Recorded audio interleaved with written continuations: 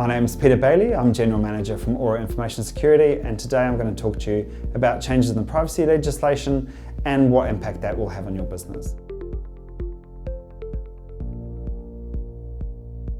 There's a number of changes to the privacy legislation, but the one that we're most interested in is around notification of breaches. So currently in New Zealand legislation, if you have a breach that involves customer data, you don't need to report that to anyone.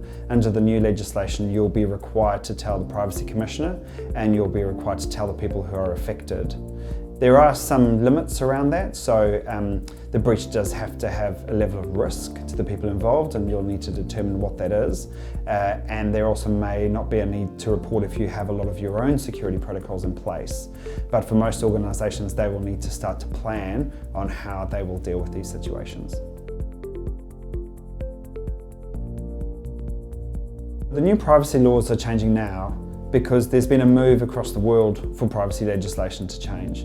So users are putting a lot more of their data online, they're trusting companies with their information, and it's got to the point where they've seen some companies misuse that information and people want better protection.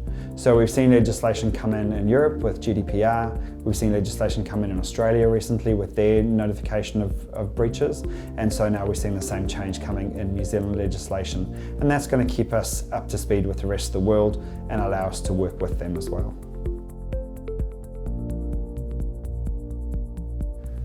So a lot of businesses are now more digital and using digital devices and means to work.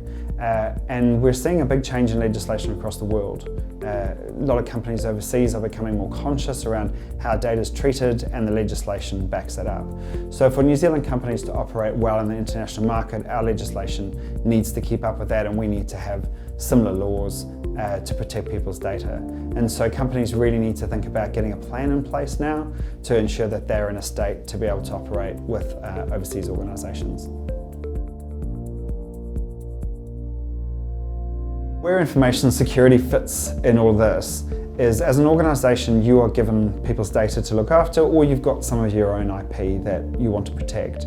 And so under this legislation, if your information is breached, you're going to have to report that. So you want to be looking after your information properly.